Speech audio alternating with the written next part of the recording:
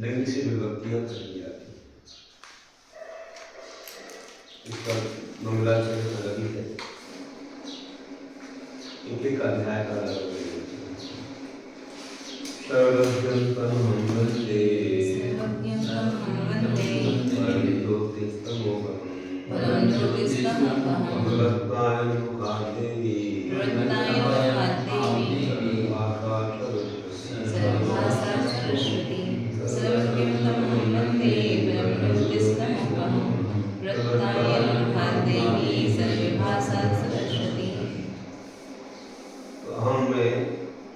तमोपहम अंधकार से रहित परम ज्योति उत्कृष्ट ज्योति स्वरूप तम उस सर्वज्ञ सर्वप्रभु को वंदे नमस्कार करता हूँ। यन्मुखा जिनके मुख से सर्वभाषा सर्वभाषामयी सरस्वती देवी प्रवक्ता प्रवक्त हुई।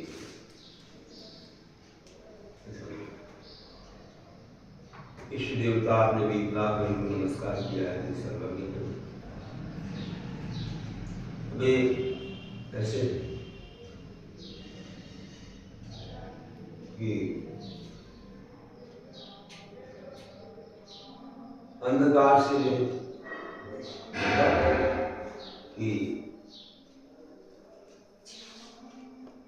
घाती का रूप अंधकार या ज्ञानवर्णी अंधकार से जो कुछ ज्योति स्वरूप है, केवल ज्ञान ज्योति स्वरूप मानो। तो ये सर्वज्ञ प्रभु जिनके मुख से सर्वभाषा में सरस्वती मतलब दिनवाणी भाषा दिनवाणी उत्पन्न हुई सरस्वती, ऐसे सर्वज्ञ प्रभु को मैं नमस्कार करता हूँ।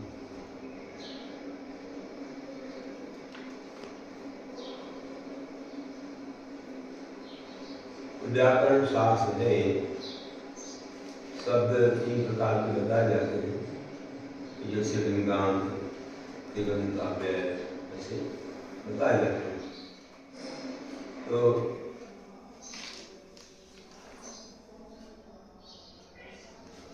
इस अव्यय को भी लिंग कहा जाता है, लिंगांत तो भी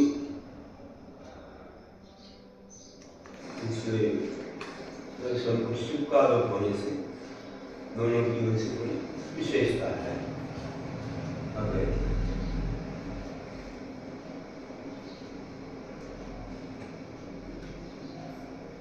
अब कहते हैं कि किम लिंगम, लिंग क्या है, लिंग किसे कहते हैं?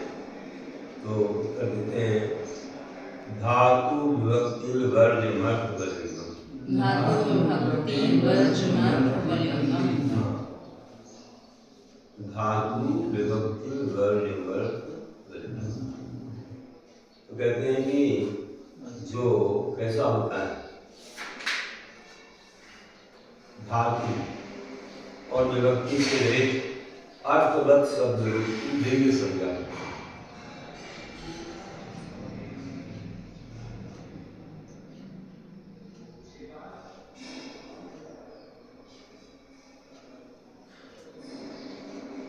ना कोई धातु लगी है ना विभक्ति लगी है,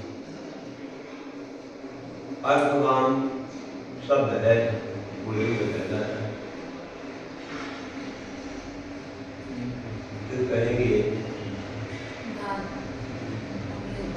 वही तो आगे ये कहा था ना कि जैसे पहले हमने कहा था कि नींग प्रापणे, नींग प्रापण अर्थ में आती है ना। तो ये सब है। अभी ऊपर का लिंग से विभक्ति कह रहे हैं। मुचर्गी धातु छोड़ने के अर्थ में आती है। जैसे तीन धातु है और विभक्ति को सी औजस समौशस ये है, या आगे की कसरती आदि भी आएंगे तो प्रत्यय लिंग से विभक्ति कह रहे हैं। नीचे कहा कि धातु और विभक्ति से रहित लिंग लिंग का अर्थ मैंने बता दिया था। लिंग किसको कहते हैं?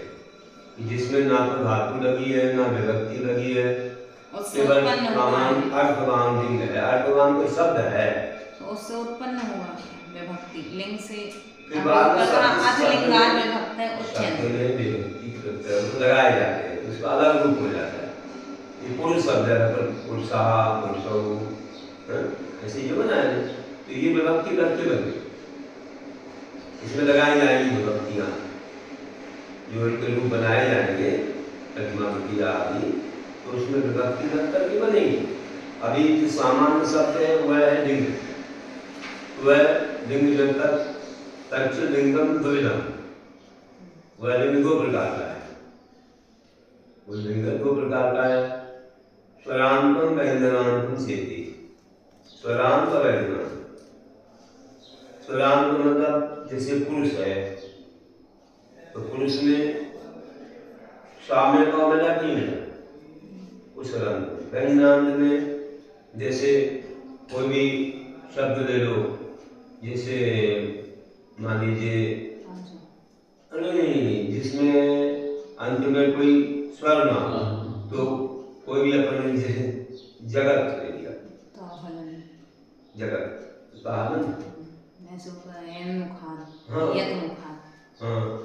आत्मन, आत्मन तो नकारांत हो गया, ऐसे। तो जिसमें व्यंजन अंत मतलब उसके साथ स्वर ना हो, लंगड़ा हो, हलंत बोलते हैं, हलंत लगी हो, तो व्यंजनांत कहलाता है। जैसे दो प्रकार के होते हैं ये जो है लिंग। अब इसमें भी पुनः प्रत्येकम त्रिविध, अब उनमें भी प्रत्येक तीन प्रकार के होते हैं, पुल्लिंगम, स्त्रीलिंगम, नपुंसकलिंगम, चेति। तो पुल्लिंग, स्त्रीलिंग और नपुंसकलिंग ऐसे होता है।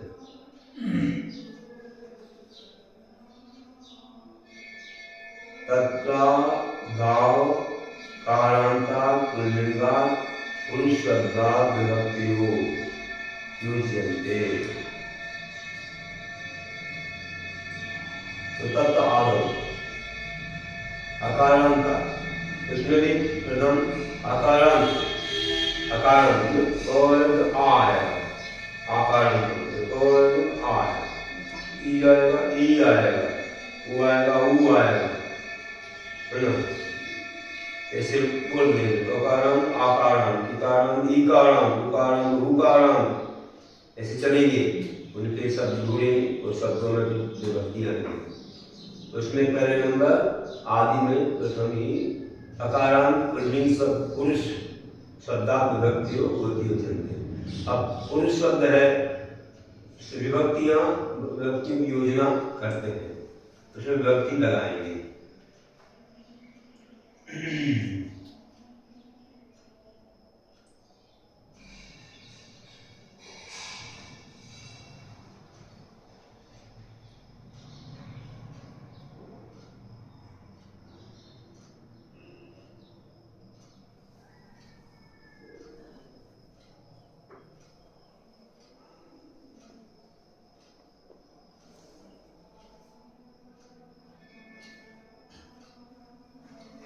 अकारांत पुल्लिंग शब्द है पुरुष। अब विभक्तियों की योजना करते हैं। लोकोपचारा स्यादीनां विभक्ति संज्ञायां लोकोपचारा स्यादीनां विभक्ति संज्ञायां पुरुष इति स्थिते। अब वो कहते हैं कि जो लोकोपचार अपन लोग बोलते रहते हैं,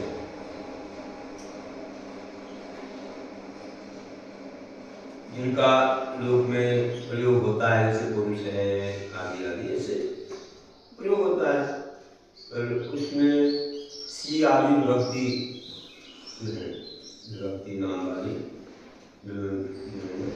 वो आती है। पुरुष की स्थिति है अभी, तो शब्द के लिंग संज्ञा होने पर लोग तो किसी सी और जस आदि विभक्तियां संज्ञा होने से, सी आदि सी जस आदि की विभक्ति संज्ञा होने से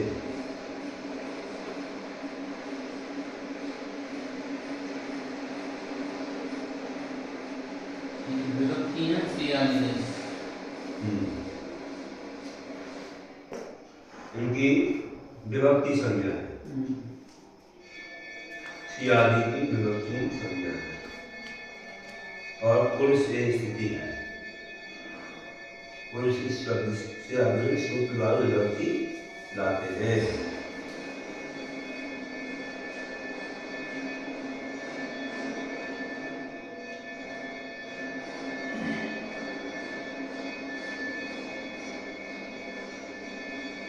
लोकोपचार से सी आदि विभक्ति संज्ञा है और पुरुष की स्थिति आ गई, उसकी योजना करेंगे। अब अगला सूत्र आ रहा है प्रथमा विभक्ति लिंगार्थ वचने। प्रथमा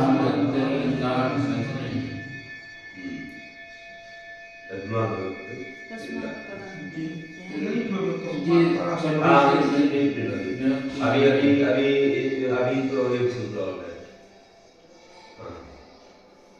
तो सी आदि विभक्ति है, तो तस्मात् परा विभक्त्या, तो उस अर्थ लिंग से सी आदि विभक्तियां होती है, सी आदि विभक्तियां होती है। तो कौन सी है? सी औजस, अम औशस, ताभ्याम भिस, गेभ्याम भ्रस, यसीभ्याम भ्रस, यश ओष आम, नी ओसु,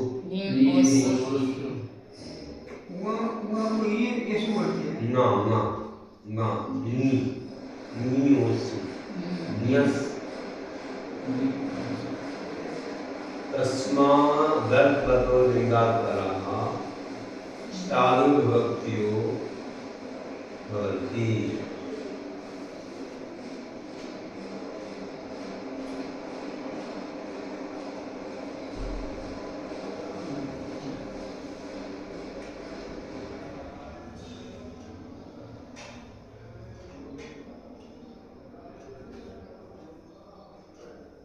तो उस अर्थवत लिंग से सी आदि विभक्तियां होती है।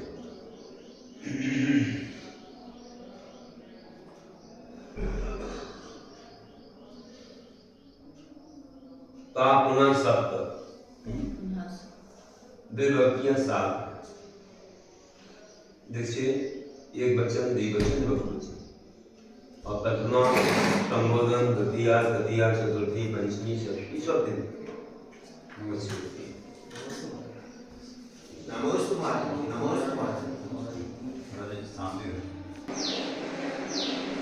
तो अपन ने अभी विभक्तियों को फिर हम अब उस रूप से पढ़ रहे हैं कि एक वचन, द्विवचन, बहुवचन। तो प्रथमा सी औजस इति प्रथमा, सी औजस इति प्रथमा।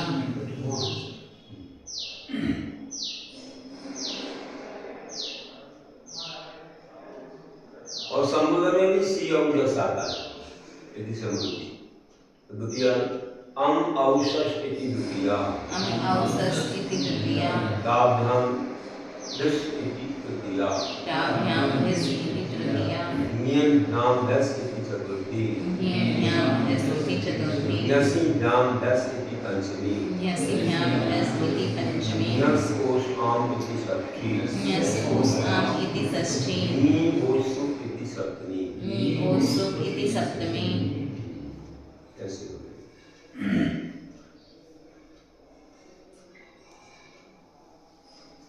एवं उत्पत्त सर्व प्रत्यय प्रसंगे वक्तु विवक्षायाम एवं उत्पत्त सर्व प्रत्यय प्रसंगे वक्तु विवक्षायाम सर्वार्थ प्रतिपत्ति रीति लिंगार्थ विवक्षायाम उसमें इस प्रकार टीका है हमारे इसमें तो लिखा है ना टीका देखो संस्कृत पर टीका फिर कहाँ पढ़ तो हमको उसी से पढ़ाना उसी से देखो हिंदी पर मत देखा करो जब तक टीका पूरी ना पढ़ रहे तब हिंदी पर देखो उसी से पढ़ते हो तो अब ऊपर सारे प्रत्यय सामने आ गए पुरुष के सामने सातों आ गए तो अब उसके लिए आगे कहते हैं क्या कहेंगे कि जो इस प्रकार एक ही साथ सभी प्रत्यय प्रसंग होने पर वक्ता की विवक्षा से शब्द के अर्थ की प्रतिपत्ति होती है कि वक्ता हमारे लिए किसको प्रयोग करना है कर्ता को कि कर्ण को कि संप्रदान अपादान किसको हमें को प्रयोग करना है किसको हमें उच्चारण करना है बोलना कि इसने ये काम किया इससे ये काम हुआ इसका ये काम है इसमें ऐसे ये काम करना है तो फिर वैसी भक्ति लगेगी जिस रूप में हम उसको कहना चाहते हैं वैसी लगेगी कि पुरुष के द्वारा ये काम करो उत्पत्ति है भक्ति लगेगी द्वारा पुरुष को ऐसा बोलो तो फिर दिया लगेगी नहीं तो फिर सामान्य पुरुष है या फिर मानो ये पुरुष से काम हुआ पुरुष से दूर ले जाओ तो वो पंचमी आएगी पुरुष की वस्तु है षष्ठी आएगी पुरुष के सिर पर एक बोझ रखा है सप्तमी आएगी ये पुरुष संबंधा काम किया संबोधन आएगी तो ऐसे एक के लिए जैसा भाव होना वैसे विभक्ति लगी तो अब हम क्रम से चलते हैं तो क्रम में तो ये है जो है अब आगे ये आगे प्रथमा विभक्ति लिंगार्थ वचने तो कहते हैं कि जो है लिंगार्थ वचन में प्रथमा विभक्ति होती है लिंगार्थ वचने प्रथमा विभक्ति भवति लिंगार्थ वचने प्रथमा विभक्ति भवति लिंगार्थ वचने प्रथमा विभक्ति इति लिंगार्थ है प्रथमा तथापि युगपदेन वचनानि प्राप्तौ इस प्रकार लिंगार्थ विभक्ति प्रथमा विभक्ति में भी एक साथ एक वचन द्विवचन आदि विभक्तियों के प्राप्त होने पर एक के अर्थ में एक वचन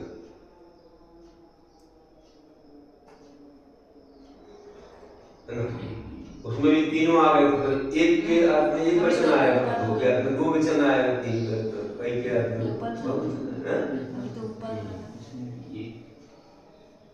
तो इस प्रकार प्रथमा विभक्ति में भी एक साथ एक वचन द्विवचन आदि विभक्तियों के प्राप्त होने पर एक के अर्थ में एक वचन दो के अर्थ में द्विवचन तीन के अर्थ में तीन आदि के अर्थ में बहुवचन ऐसे होता है यह बतलाने के लिए अग्रिम सूत्र कहते हैं और आगे सूत्र आ रहा है अभी तो टीका में बनाई है भूमिका बनाई ना तथापि ऊपर एक वचनादि प्राप्त हो एक साथ एक वचनादि प्राप्त हो गए फिर आपने प्रथमा तो कहा इसमें एक वचन भी द्विवचन बहुवचन हम किसको लेना है तो आगे एकम दो बहु एकम दो तो कहते हैं कि एक अर्थ में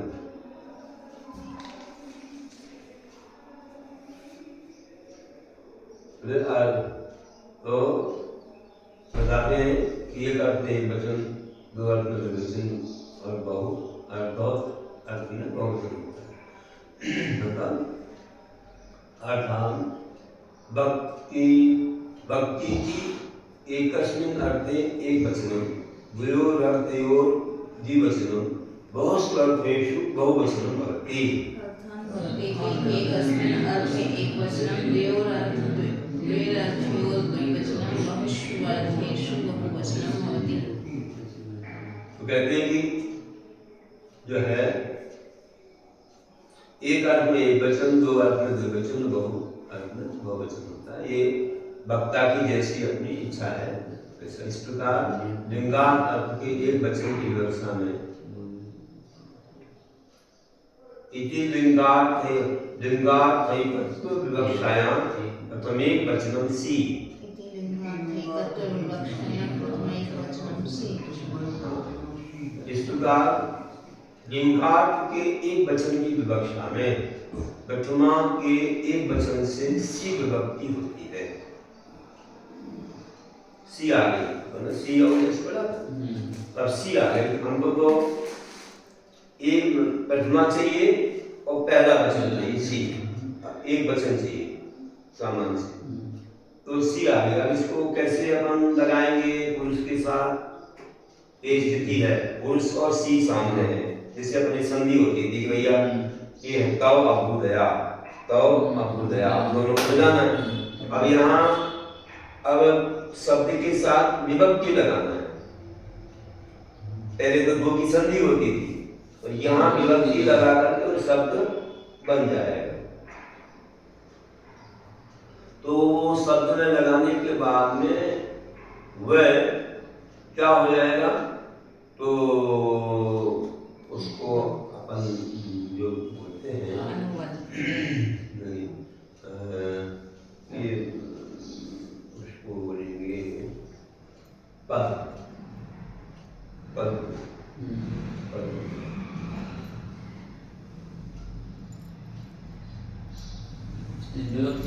शब्द के विभक्ति लगने से तो पद बनेगा। विभक्ति लगने के बाद पद बन जाएगा। आगे बता देंगे।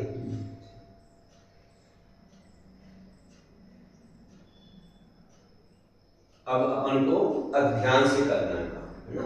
अब चलिए अब सूर्य का देखो क्या रूप बनता है।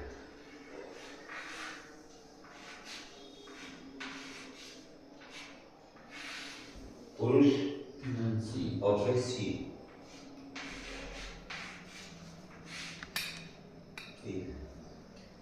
अब आगे बढ़ते हैं। सुकारा योनुबंधो प्रयोगी, योनिबंधो प्रयोग, मतलब यहाँ अनुबंधा अप्रयोग।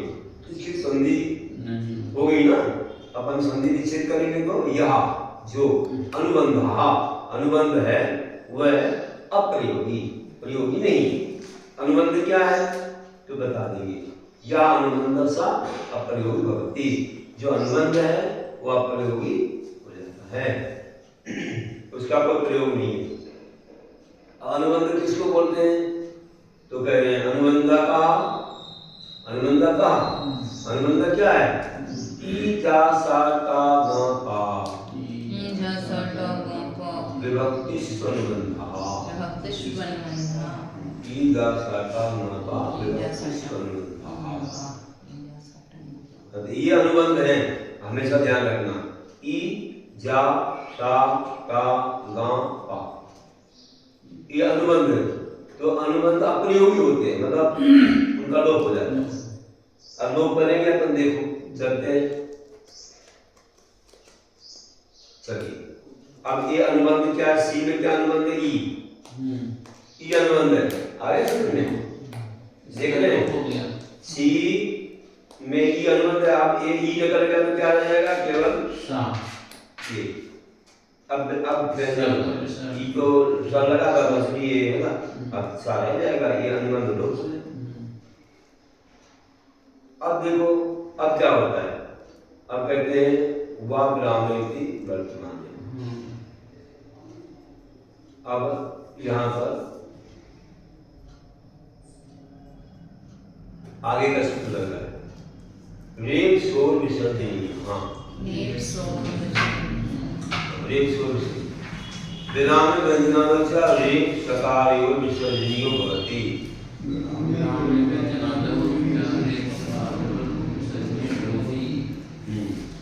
तो क्या उन्होंने बोला है कि जो है रेप विराम और व्यंजन होने पर रेप और सकार के स्थान पर विसर्जनीय आदेश होता है। रेप और सकार मतलब जैसे रेप में गा रहता है और सकार के लिए सा है ना, तो इसका क्या हो जाता है, इसका नहीं, इसका विसर्जनीय होता है कब, जब विराम हो या व्यंजन विराम। अब यहाँ कोई विराम ही है, आगे तो कुछ है नहीं, है ना, तो फिर क्या करेंगे, ऐसा हम इस शाखा क्या कर देंगे, यहाँ विसर्ग कर देंगे। ऐसा पुरुषा, ये पुरुषा हो गया, है ना। ये यहाँ सीमा से नीचो निकाल लिया, अनुबंध है, अब प्रयोगी है, उसका कोई मतलब ऐसी विधि है कि वो लोप हो जाता है। लिया ही क्यों वहाँ लिया ही क्यों, लियो तो विभक्ति है, सी को विभक्ति सी को विभक्ति प्रत्यय है, प्रत्यय तो आते हैं, अब जो कहे गए वो तो आते हैं, तो उनमें क्या प्रक्रिया होती है, बाद में क्या प्रक्रिया होती है वो चलता है। अभी कोई वस्तु आती है, उसका डिब्बा उसके साथ में आता है, तो वस्तु प्रयोग करो, डिब्बा को जान दो, वो डिब्बा है तब कोई चीजें उसकी सुरक्षा के लिए रहती होंगी, जब तक नहीं बना रहे तब तक है, जिनने तुमने प्रयोग किया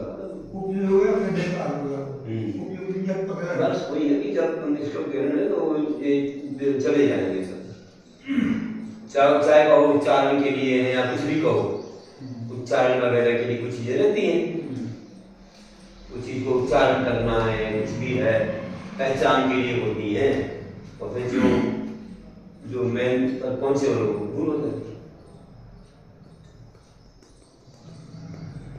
तो ऐसा हो गया।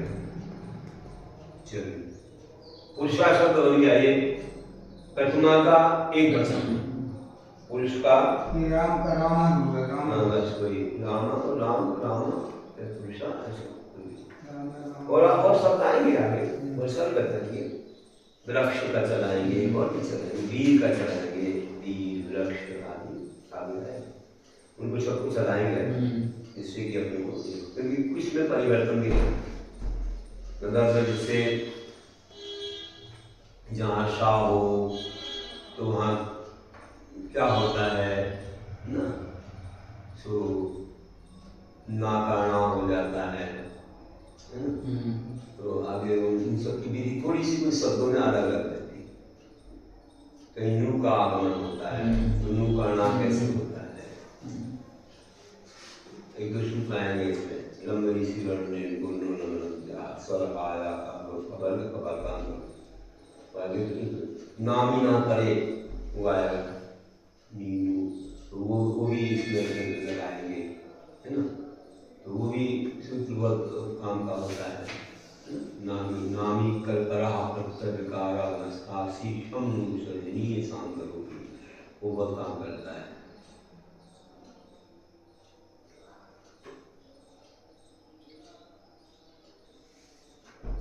तो अभी अपन यहाँ तक पहुंचे, अब चलेंगे अपन आप पुरुष के सामने यही पर करते जाते हैं, इसी में कर दो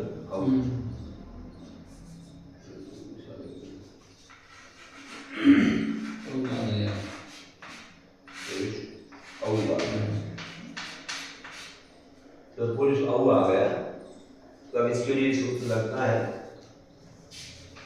यहाँ तक के तो अपन ने समझ लिया,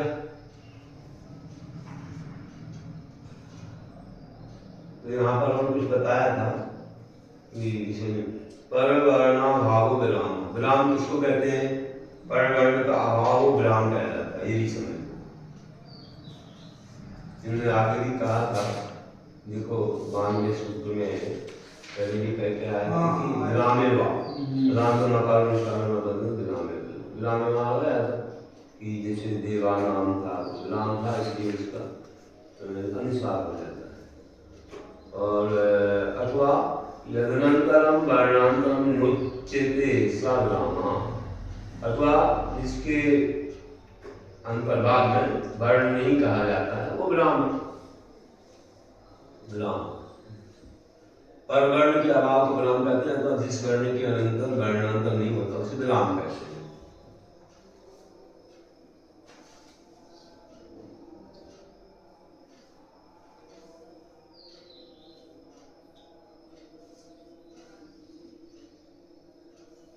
थोड़ा सा ये रेप सोवसनीय है, तो रेप तो अपनी ये पराठा वाली के रेप की जगह पर विसर्ग का उपयोग होता है, लेकिन ये सावर को नहीं पड़ा, सावर की जगह विसर्ग का उपयोग होता है।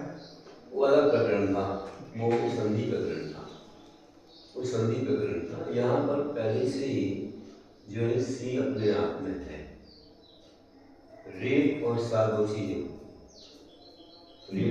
है और साफ चीज। अभी यहाँ रेप का प्रसंग नहीं आया है, यहाँ पर रेप नहीं है। इन जगह बचा के रेप को वो चीज आया, जहाँ आएगा तो अपन करेंगे, जहाँ रेप आएगा आगे वाले शब्दों में आएगी तो वहाँ क्या होगा बताएंगे। अभी यहाँ दो चीजों की विधि तो बता दी कि एक चीज सामने है, एक चीज की विधि, एक चीज के लिए इसके बाद में लगेगी जब ऐसी चीज आएगी। तो अभी समझने की एक ही सूत्र से दो काम होते हैं, अभी ऐसा आता है। और आगे कहते हैं कि अथवा यदनंतरम वर्णांतरम वचन से पुरुषार्थी शुद्ध तदपि लिंगार्थे दुख व्यवसायाम द्विवचनम औ। अब उसी में लिंगार्थ में दुख द्विवचन की विवक्षा में द्विवचन औ आ गया, तो औ में क्या हुआ? संधि, सीधी संधि कर दी औ की, है ना? अपन ने कभी पढ़ा था ना, देखो तो वहां पर सूत्र आया था, बस तीसरे के सूत्र अपन लग जाते हैं। इसी में तुम देख लो अपनी व्याकरण में, है ना? तो वहां पर 40वां सूत्र ओकार या ओकार या ओकार चपरे अवर्ण और भवति, ओकार और ओकार अवर्ण और, तो वहां पर जैसे ना तव नाम साव होगी, तो ओकार और ओकार में जो अवर्ण आया है उसका औ हो जाता है, परस्लोप और औ का लोप हो जाता है। तो उसमें जो आ है उसका औ बना दो और आगे के औ का लोप कर दो, तो पुरुषम हो जाएगा।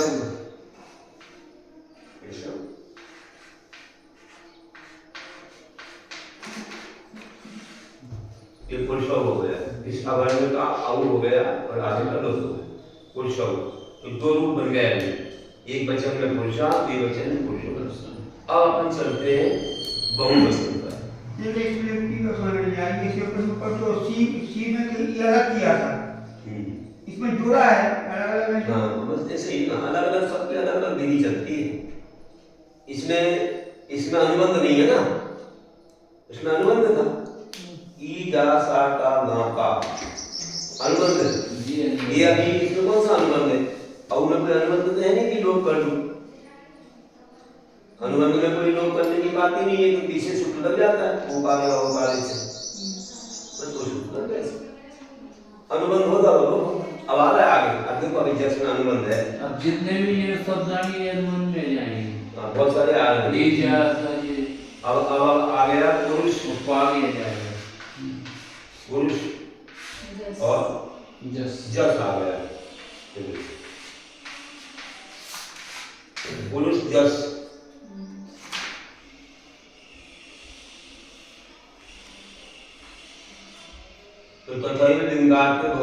बहुत व्यवसायाम बहुवचन जस अनुबंध लोपा, जो अनुबंध चला गया, जा है ना, जा गया जा को निकाल दो तो अस बचेगा, जा को व्यंजन निकालना है, आगे निकालना है, इस जा में जो व्यंजन है वो निकालना है, आ रहेगा, तो अस रहेगा, अस, ये अस रहेगा, पुरुष अस का जा निकल गया, जा अनुबंध तक से निकल गया, तो अनुलोपा पुरुष अस की तीसरे अकाले लोपम की प्राप्ति तक प्रतिषेध, अकालो लोप हो गया, दीर्घम घोष प्रति वर्तते। अब कोई बोले अकाल लोपम की प्राप्ति, जो पहले अपन सूत्र पढ़ के आए थे 136 का पढ़ेंगे। तो 136 में जो सूत्र है वो क्या कहता है, कहते हैं कि अकाल लोपम, लिंगांत अकाल लोपम सामान्य अकाल करे, अभी ये अकाल का लोप हो जाता है, ये ऐसा अभी मतलब सामने स्थिति है कि सूत्र कोई लगाना चाहे कि ये आकार और ये एक आकार का लोप हो जाए, बोले नहीं, अभी वो काम नहीं होगा, अभी इन्होंने इसके लिए अलग बता दी, इन्होंने कहा अकारो दीर्घम घोषवती, देखो ये वाला सूत्र आया है ना, तो 140 का सूत्र देखो, लिंगांत को अकारो दीर्घ मापद्य घोषवती करे, लिंग के आकार का दीर्घ हो जाता है घोष सामने आने से,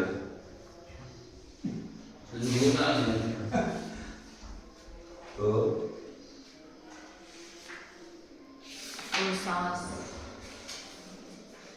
ये वाला सूत्र जो है इन्होंने बताया, सर्व विधि जो लोक विधि, और ये भी जो सूत्र है ये भी लगने का, जैसे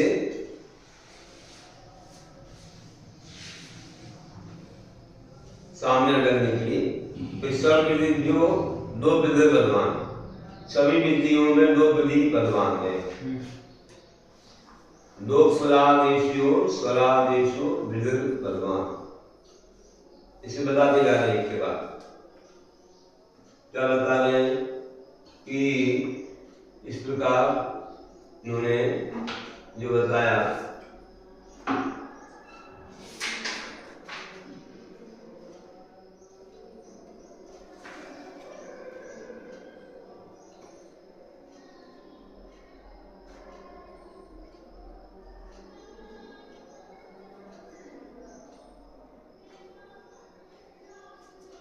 सब विधियों में लोक स्वरादेश, स्वरादेश विवरण, तो लोक से भी स्वर का आदेश जैसे कहते हैं, तो वो विधि बलवान हो जाती है, ये बता रही है।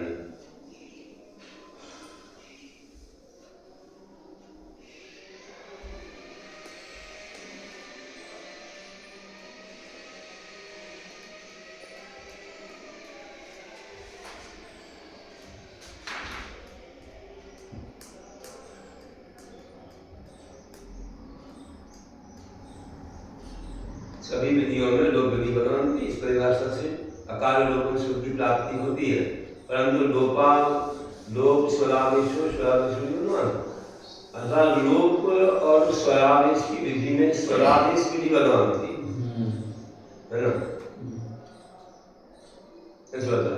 लोप और स्वरादेश की विधि में जो लोप और स्वर का आदेश होता है उसमें स्वरादेश विधि बलवान हो जाएगी, इस प्रकार लिंगांत आकार को दीर्घ करने के लिए अग्रिम सूत्र कहते हैं।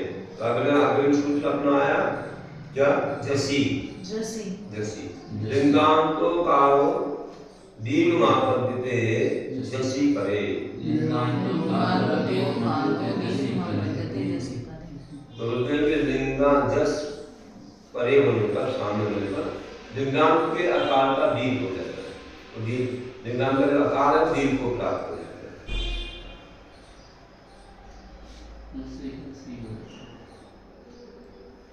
तो अपन ने जो पुरुष है ना उसमें जो आकार है वो दीर्घ हो जाता है। दीर्घ करो, अब दीर्घ कर दो उसको। हमने क्या किया,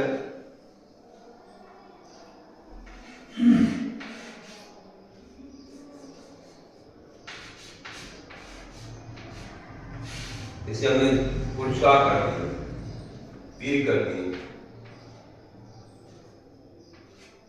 पुरुषा कर दिया, दीर्घ हो गए, है ना। अब इसके बाद क्या होता है, अब कहते हैं कि अल्लाह शुक्र। अब कहते हैं नहीं कुछ नहीं, कुछ नहीं बस बड़ा सा समझ लो।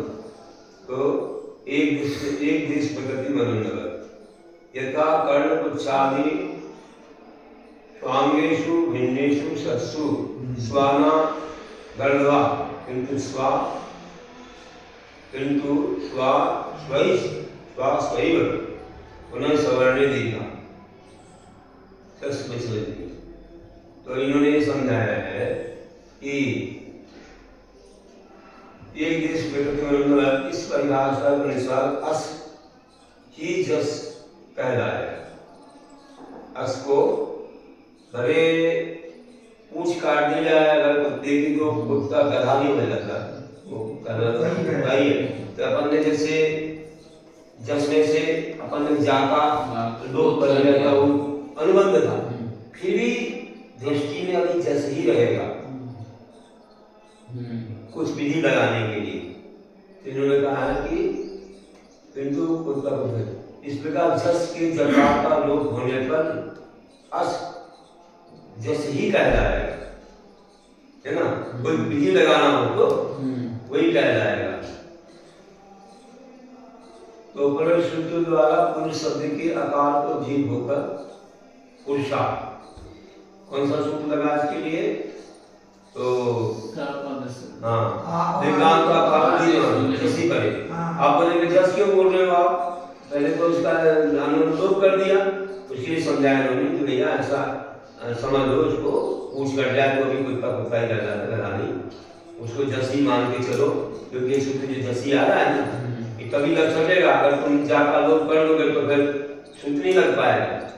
उसको मानो, भले लोप किया फिर मानो, तो जस के सामने आकार का लोप आकार का दीर्घ हो जाता है, हमने दीर्घ कर दिया। अब क्या हो गया, अब देख लो, अब ये होगा कि तो सवर्णी दीर्घा हो गया और सस विसर्जनीय शाखा विसर्ग हो गया।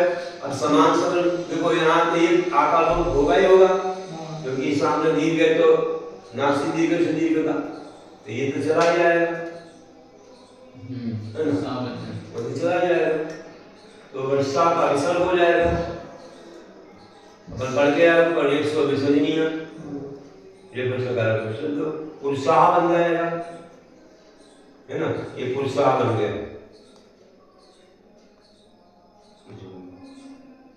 तो पुरुषो पुरुषाह ये बन गए बहुवचन, एक वचन द्विवचन बहुवचन हो गया। हो जाता है। समान सवर्ण दीर्घ परस लोगों वो तो पहले पढ़ के आया, समान समान पढ़ना है तो एक का दीर्घ होकर बाकी का लोप हो जाता है।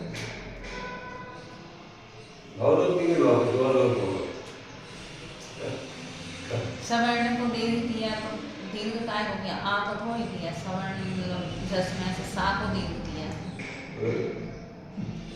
सवर्ण तो यही है ना, अस आ और आ भी आ है, पुरुष में भी आ है, तो दीर्घ हो जाता है। जैसे जस सामने आने पर उन्हें दीर्घ कर दिया, इसको दीर्घ कर दिया, और फिर आपका तो लोप हो जाएगा। समान सवर्ण दीर्घ पहले पढ़ के आया यदि इन्होंने दीर्घ है और सा का विसर्ग करो, एक से विसर्ग नहीं है तो पुरुषा हो गया।